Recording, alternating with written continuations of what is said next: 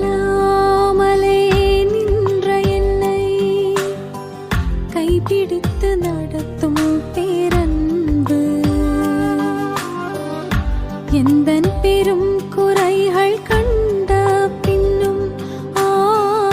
நெஞ்சோடு சேர்க்கும் பேரன்பு ஒன்றுமில்லாமலே நின்ற என்னை கைப்பிடி